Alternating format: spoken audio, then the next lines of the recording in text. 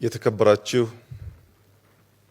የመንግስት ከፍተኛ የሥራ ኃላፊዎች፣ የተከበራችሁ የኢትዮጵያ አየር መንገድ ግሩፕ አመራሮች፣ ሰራተኞች፣ እጅግ የተከበራችሁና የተወደዳችሁ መላው የኢትዮጵያ ሕዝብ፣ የተከበራችሁ የአፍሪካ ዜጎች በሙሉ፣ የተከበራችሁ የጥቁር ዘር በሙሉ፣ የተከበራችሁ የአፍሪካና የኢትዮጵያ ወዳጅ ደጋፊ ሀገራት እና ግለሰቦች በሙሉ ለዚህ ታላቅ ብስራት፣ ለዚህ ታላቅ ዜና በጋራ እዚህ መገናኘት በመቻላችን እንኳን ደስ ያላችሁ፣ እንኳን ደስ ያለን ለማለት እወዳለሁ። ዛሬ ታላቅ ቀን ነው።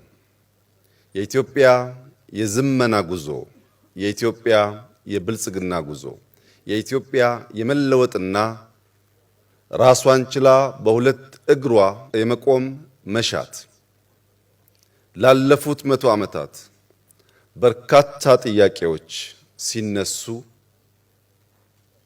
ገሚሱ ሲከሽፍ ገሚሱ የሰመረበትን 100 ዓመት አሳልፈናል። በኢትዮጵያ ከተነሱ አንኳር ጥያቄዎችና በኩራት ሰመሩ ከሚባሉ ስራዎቻችን አንደኛውና ቀዳሚው የኢትዮጵያ አየር መንገድ ግሩፕ ነው። ባለፉት 80 ዓመታት ይህ አየር መንገድ በሚያስደንቅ ሁኔታ የጥንታዊት ሀገር ምልክት፣ የጥንታዊት ሀገር ኩራት፣ የጥንታዊት ሀገር መሻት ማሳያ ሆኖ ቆይቷል። አየር መንገዱ ላለፉት 80 ዓመታት አልጋ ባልጋ የነበረ ጉዞ አላሳለፈም። የመንግስታት መውደቅና መነሳትን ተሸክሞ እድገቱን ሳያቋርጥ ማለፍ ችሏል። የኮሮና ወረርሽኝና ሌሎች የተፈጥሮ ያመጣቸውን እንደ ድርቅ ያሉ ከፍተኛ ፈተናዎች ተሻግሮ ማለፍ ችሏል። በኢትዮጵያ ላለፉት 100 ዓመታት በውስጥና በውጭ የተደረጉ ከፍተኛ ጦርነቶች እድገቱን ሳይገቱት ቆይተዋል።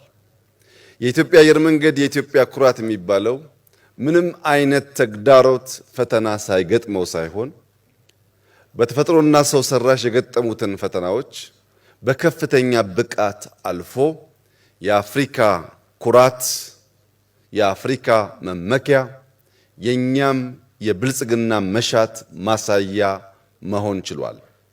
ይህ አየር መንገድ በብዙ ነገር ፈርቀዳጅ ነው። በአፈጣጠሩም በእድገቱም ፈርቀዳጅ የሚሰኘውን ክብር ለመጎናጸፍ የሚያበቁ ሂደቶችን አልፏል። የዛሬ 80 ዓመት አሁን የአፍሪካ ህብረት አባላት የሆኑ አገራት ብዙዎቹ ነፃ አልወጡም። የአፍሪካ ሀገራት ነፃ ሳይወጡ ራሱን በአፍሪካ ግንባር ቀደም ኩባንያ አድርጎ ማቆም የቻለ ተቋም ነው። አሁን ባለው እድገትም ስንመለከት የኢትዮጵያ አየር መንገድ ከአፍሪካ ቀዳሚው አየር መንገድ ብቻ አይደለም። በአፍሪካ ሁለተኛ ሆኖ የሚከተለው አየር መንገድ ከኢትዮጵያ አየር መንገድ በግማሽ ያነሰ ነው። በአንደኛውና በሁለተኛው የአፍሪካ አየር መንገድ መካከል የእጥፍ ያህል ልዩነቶች አሉ። ይህ በአውሮፕላን ቁጥር፣ በዓመት በሚያጓጉዛቸው ሰዎች፣ በሚያስገባው ገቢ የመሳሰሉት የሚገለጽ ቢሆንም ዛሬ ባስጀመርነው ታላቁ ኤርፖርት ግን በአፍሪካ ብቻ ሳይሆን በዓለም ጥቂት ሀገራት ያሳኩትን እጅግ ዘመናዊ 110 ሚሊዮን ሕዝብ በዓመት ሊያጓጉዝ የሚችል ታላቅ ኤርፖርት ለመስራት በቅቷል። ይህ አየር መንገድ የስኬቱ ምስጢር ምንድነው? ኢትዮጵያውያን፣ ሌሎች ኩባንያዎች ከዚህ አየር መንገድ ስኬት ምን ልንማር እንችላለን የሚለውን ጉዳይ በወፍ በረር ማንሳቱ መሰል ተቋማት መገንባት ለሚፈልጉ እንደ ሀገር ልናሳካ ለምንፈልገው ብልጽግና በእጅጉ ወሳኝ ነው። የኢትዮጵያ አየር መንገድ የስኬቱ ምስጢር የኮርፖሬት ባህል መገንባት መቻሉ ነው። የኮርፖሬት ባህል መገንባት ማለት በተቋሙና በሕዝብ፣ በተቋሙና በመንግስት፣ በተቋሙና በሚገለገሉት ሀገራት መካከል ያለው ግንኙነት የሚገመት የሁሉን ጥቅም ያረጋገጠ ለሁሉም በእኩል የሚያገለግል አስተዳደሩ ከማንኛውም ጣልቃ ገብነት በቢዝነስ ሕግ ብቻ ራሱን ሲያስተዳድርና ሲመራ የቆየ መሆኑ አንኳር ጉዳይ ነው። ከዚህ በተጨማሪ አራት ዋና ዋና ጉዳዮችን ማንሳት ይቻላል። አንደኛው የኢትዮጵያ አየር መንገድ ለደህንነት ቅድሚያ የሚሰጥ አየር መንገድ መሆኑ ነው። በዓለም ላይ ላለፉት 80 ዓመታት የዘለቁ ግዙፍ የአየር መንገዶችን ከኢትዮጵያ አየር መንገድ ጋር ብናወዳድር ከብዙዎቹ እጅግ ያነሰ በጣም ውስን ኢንሲደንት ከማጋጠም ውጪ ሰላማዊና ሴፍ የሚባል የአየር መንገድ ነው ሊባል የሚያስችል ውጤቶች ባለፉት 10 ዓመታት ማሳየት ችሏል። ሁለተኛው የኢትዮጵያ አየር መንገድ አመራሮች በፈጠራና በትጋት የሚሰሩ በ8 ሰዓት የቀን ስራ የማያምኑ ራሳቸውን እያደጉ ከዓለም የአመራር ብቃት ጋር ራሳቸውን የሚያስተካክሉ ግለሰቦች፣ ቡድኖች ባለፉት ዓመታት ባለፉት 10 ዓመታት ይህንን ተቋም መምራት በመቻላቸው ጭምር ነው። ሶስተኛው የኢትዮጵያ አየር መንገድ የኢትዮጵያን ባንዲራ ተሸክሞ ኢትዮጵያን የሚያሳይ መሆኑን የሚያምኑ የተደመሩ የሚተጉ ራሳቸውን እንደ ወታደር የሚያስቡ እጅግ የሚያኮሩ ሰራተኞች ያሉት ተቋም በመሆኑ ነው። የኢትዮጵያ አየር መንገድ ሰራተኞች ከሀገር መከላከያ ሚኒስቴር ወታደሮች ተለይተው አይታዩም። በየቀኑ የተሸከሙትን ፍላግ፣ የተሸከሙትን ሰንደቅ ዓላማ፣ የተሸከሙትን ባንዲራ አክብረው ኢትዮጵያን አክብረው ለሁላችን ኩራት ለመሆን በከፍተኛ ትጋት እኛ አውሮፕላን ላይ ስንተኛ ሳይተኙ ማለት ነው። በከፍተኛ ትጋት ያገለገሉ የሀገር ኩራት ሰራተኞች ያሉት በመሆኑ ነው። ዛሬ የኢትዮጵያ አየር መንገድ በቋሚና ጊዜያዊ የቀጠራቸው ሰራተኞች 26000 ገደማ ይጠጋሉ። 26000 ኮማንዶ ያለው ኩባንያ ነው ማለት ነው። አራተኛው ይህ ኩባንያ ሁሌ ተማሪ መሆኑ ነው። ሁላችሁም እንደምታውቁት አዲስ አውሮፕላን፣ አዲስ ቴክኖሎጂ፣ አዲስ ዕውቀት ዓለም ላይ ተፈጠረ ሲባል ያን ዕውቀት ለመገብየት ያን ዕውቀትና ያን አውሮፕላን አፍሪካን ለማስተዋወቅ ከማንም ቀድሞ የሚገኝ ነው። ከዚያ በተጨማሪ በጥገና በትምህርት ዘርፍ ያስገኘው እመርታ አስደናቂ ቢሆንም ከቅርብ ጊዜ ደግሞ ስፔር ፓርት ለማምረት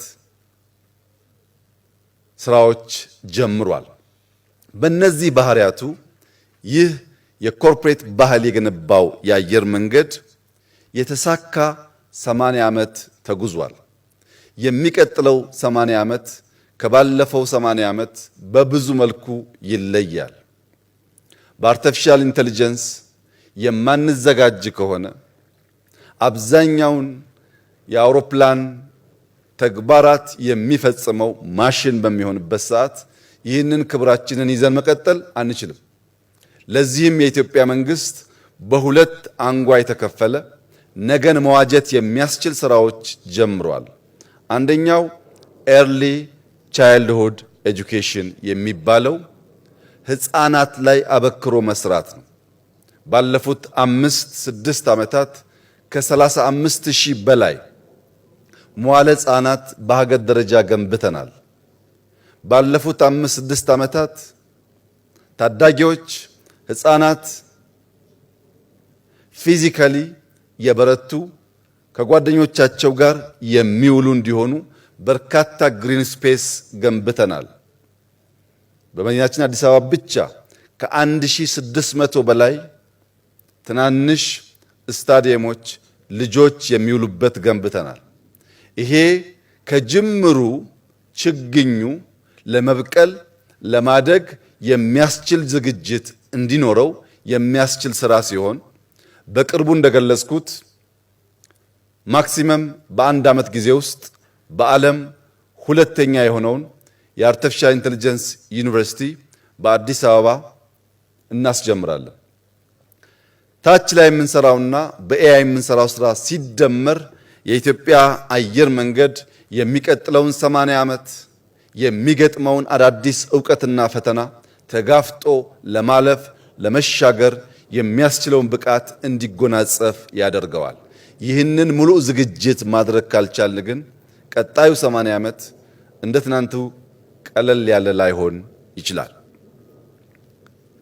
መላው ኢትዮጵያ ሕዝብ ክቡራትና ክቡራን፣ ዛሬ በሰማይ ላይ ለሚበሩ መርከቦች 130 ሚሊዮን ሕዝብ የሚመጥን ወደብ በዚህ ስፍራ ስራ አስጀምረናል።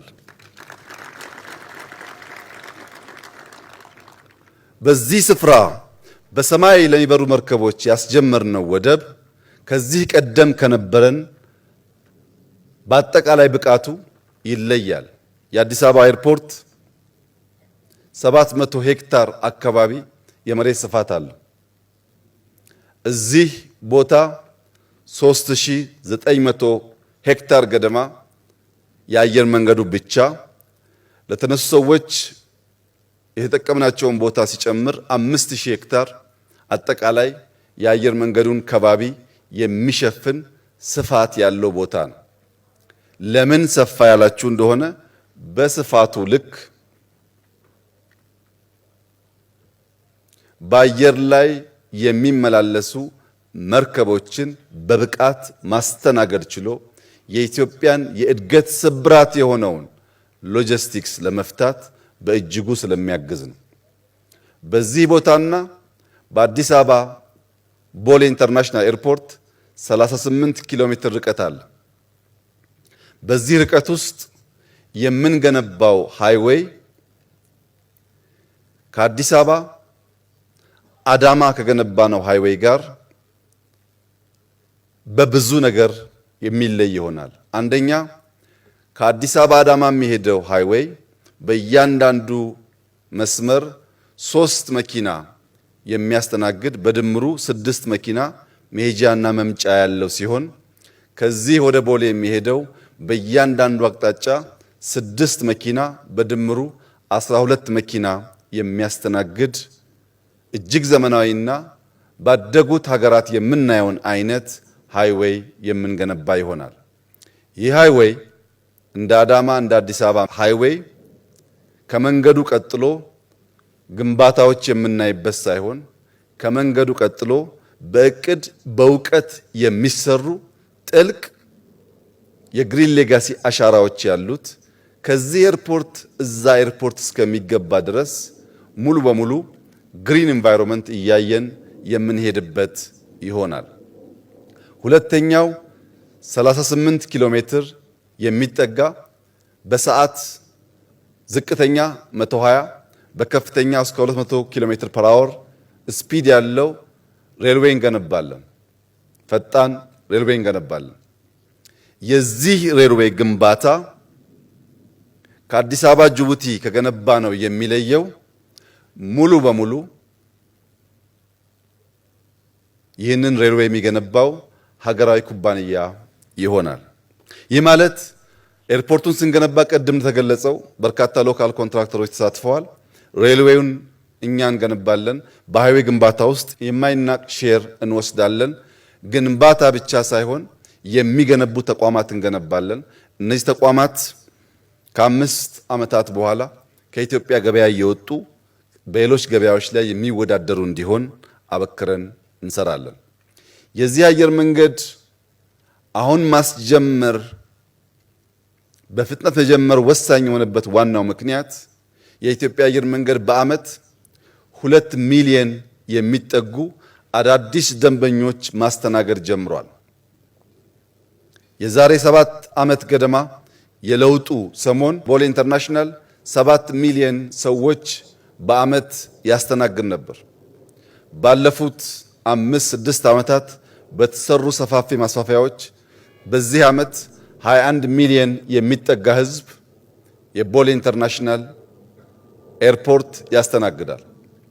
አሁን ባለው እድገት በየዓመቱ 2 ሚሊዮን የሚጨምር ከሆነ ከ2 እና 3 ዓመታት በኋላ የቦሌ ኢንተርናሽናል ኤርፖርት ተጨማሪ ሰው ማስተናገድ አይችልም። ያንን ችግር ከወዲሁ ተገንዝበን ዛሬ ስራ ካልጀመርን በቀጣይነት የአፍሪካ ኩራት ታላቁ የአየር መንገድ የሚለውን ስም ተጎናጽፈን ማቆየት ስለምንቸገር ለነገ ዛሬ አስቀድመን መስራት በማስፈለጉ ነው ይህ ውሳኔ የተወሰነው።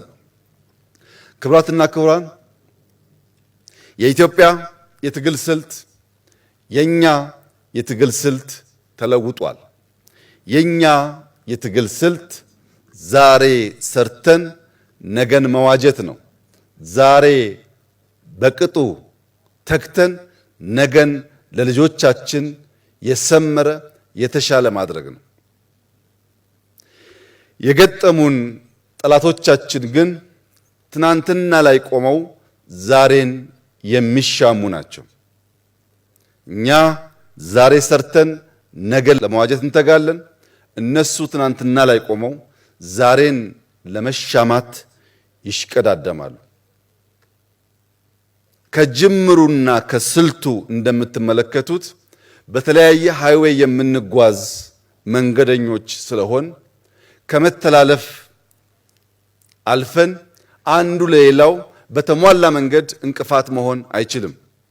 ስልታችን የተራራቀና የተለየ ነው። ፈተና አልቦ ጉዞ የኢትዮጵያ አየር መንገድ አላደረገም። ፈተና አልቦ ጉዞ ኢትዮጵያም አታደርግም። ፈተናዎችን ተጋፍጣ ፈተናዎችን ተሻግራ የጸናችና የበለጸገች መሆን እንድትችል እኛ የምናስብበትና ጠላቶቻችን የሚተጉበትን አውድ በቅጡ መገንዘብ አስፈላጊ ይሆናል። በተለየ ሃይዌይ ስለምንጓዝ ፈተና አልቦ ነው ማለት ግን አይደለም። እያንዳንዱ ፈተና ለህልማችን፣ ለጅማሬያችን፣ ለስራችን የሚያጸናን፣ የሚያስተምረን፣ የሚያነቃን፣ የሚያተጋን ይሆናል። ፈተና አልቦ ጉዞ ለፈጠራ፣ ለትጋት እንቅፋት ነው። እያንዳንዱን ፈተና በቅጥ ተገንዝቦ ወደ እድል መቀየር የሚያስችል አውድ ከፈጠርን ግን የምንጎዳበት ሳይሆን የምንሻገርበት ይሆናል። እያንዳንዱ የሚወረወሩብን ድንጋዮች፣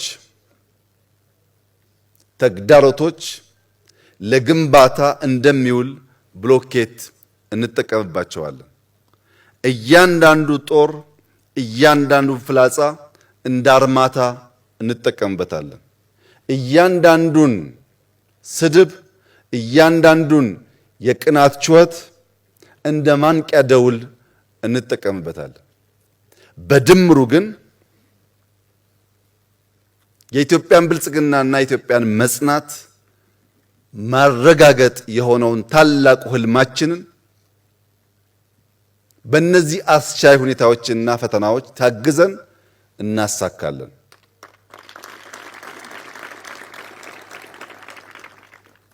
በሀገራችን አንድ አባባል አለ። ከሚያድግ ልጅ ጋር አትቀያየም የሚል ታላቅ አባባል አለ። በቅርብና በርቀት ላሉ ሀገራት ያለኝ ምክር ከሚያድግ ሀገር ጋር አትቀያየሙ።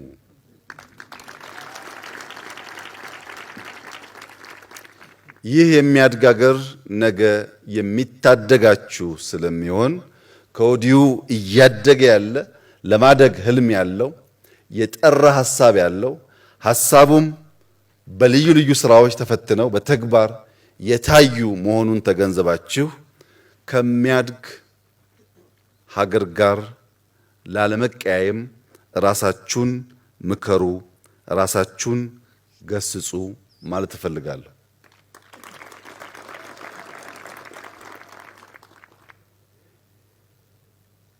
አንዳንድ አውሮፕላኖች በተለያየ ምክንያት መሬት ላይ ኤርፖርት ውስጥ ግራውንድ አድርገው ቆመው እናያቸዋለን። የኢትዮጵያ አየር መንገድ አውሮፕላኖች ቦሌ ብትሄዱ ለተወሰኑ ሰዓታት መሬት ላይ ቆመው እናያቸዋለን። ያ ግን የአውሮፕላን ተፈጥሮ አይደለም። የአውሮፕላን ተፈጥሮ በሰማይ ላይ መብረር ነው። በመሬት ላይ የቆመን አውሮፕላን ስትመለከቱ የገዘፈ ለመነሳት እንኳን የሚቸገር ይመስላል። መሬት ላይ የቆመ አውሮፕላን ተነስቶ ለመብረር መጀመሪያ የሚገፋው መኪና ሁሉ ይፈልጋል። ተገፍቶ መስመሩን ከያዘ በኋላ መሬት ላይ ለመነሳት የሚያደርገው ትግል፣ ድምጸቱ፣ ፍጥነቱ በምናይበት ሰዓት የአውሮፕላን ተነስቶ ከምድር በሰማይ ላይ ይበር አይመስልም። ከጥቂት ደቂቃ በኋላ ግን ያ የቆመበት ስፍራ ሳይሆን መላው ኤርፖርቱ ብቻ ሳይሆን መላው ከተማ ትንሽ ይሆንና አውሮፕላኑ ይገዝፋል። መሬት ላይ ሳለ የሚንቀሳቀስ ያልመሰለን ትክክለኛ ቦታውን ተፈጥሯዊ ቦታውን በሚይዝበት ሰዓት ኤርፖርቱም ከተማውም በምድር ላይ የምናየው ሁሉ ያንሳል። ይህ ኤግዛክትሊ የኢትዮጵያ ታሪክ ነው። ቴምፖራሪ ፓርክ አድርገን ሊሆን ይችላል። ለጊዜው ቆመን ሊሆን ይችላል። የኢትዮጵያ ተፈጥሮ ግን መቆም አይደለም፣ መበልጸግ ነው። መለመን አይደለም፣ መርዳት ነው። የኢትዮጵያ ተፈጥሮ ለሌሎች ስጋት መሆን አይደለም። በመላው አፍሪካ እንዳሳየነው ለነጻነታቸው እርሾ እንደተውነው ለአፍሪካ ኩራት፣ ለአፍሪካ ነጻነት፣ ለአፍሪካ ብርታት፣ ለአፍሪካ ሰላም የሚተጋ ሀገር ነው። አሁን ግራውንድ ማድረጉን አይታችሁ የምትስቱ ሰዎች የኢትዮጵያ ተፈጥሮ አለመሆኑን አውቃችሁ ከሚያድግ ሀገር ጋር ላለመቀያየም ጥረት ማድረግ ያስፈልጋል። ተፈጥሯችን መጽናት፣ ተፈጥሯችን መበልጸግ፣ ተፈጥሯችን ሰላም ማጽናት፣ ተፈጥሯችን መርዳት ስለሆነ የዛሬ 10 ዓመት በ2036 ይህ አውሮፕላን ማረፊያ ሁለቱም ፌዞች ሲጠናቀቁ በርካታ የጀመርናቸው ሜጋ ፕሮጀክቶች ሲጠናቀቁ ኢትዮጵያ በአፍሪካ ቀዳሚው ኢኮኖሚን ትገነባለች። ይህ ፍላጎት አይደለም። ልክ ዛሬ እንጀምራለን ብለን እንደጀመርነው ጨርሰን እንደምናሳየው በገሃድ የሚታይ የሚጨበጥ እውነት ነው። ኢትዮጵያ መበልጸግ ብቻ ሳይሆን በአፍሪካ ቀዳሚውን ኢኮኖሚ ትገነባለች። ታላቅ ጥንታዊት ሀገር መሆኗን ለአፍሪካ ነጻነት መስራቷን ዳግም ታረጋግጣለች። በዚህ ጊዜ ልጆቻችን ትናንት እንዲህ ስታደርጉን ነበር እንዳይላችሁ አሰላለፋችሁን ማስተካከል አስፈላጊ ይሆናል። በመጨረሻም በዚህ ከባቢ ያሉ አርሶ አደሮች፣ የሀገር ሽማግሌዎች፣ አባገዳዎች ለኢትዮጵያ ልማት ለከፈሉት ዋጋ፣ ለኢትዮጵያ ልማት ላሳዩት የባለቤትነት ስሜት፣ ለኢትዮጵያ ትጋት ቀያቸውን እርሻቸውን ጥለው ለመነሳት ላሳዩት ኮሚትመንት ከፍተኛ ምስጋና እንዳቀርብ ይፈቀድልኝ።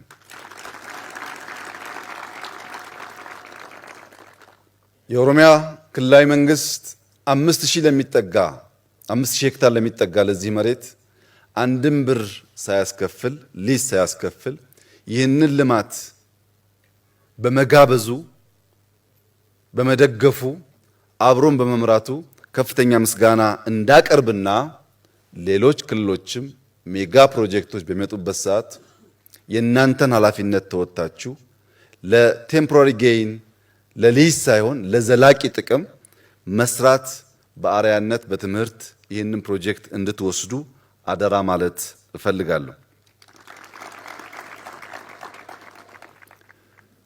ባለፉት አንድ ዓመት ከምናምን ገደማ በእኛ ቢሮ የተደራጀው የስትሪንግ ኮሚቴ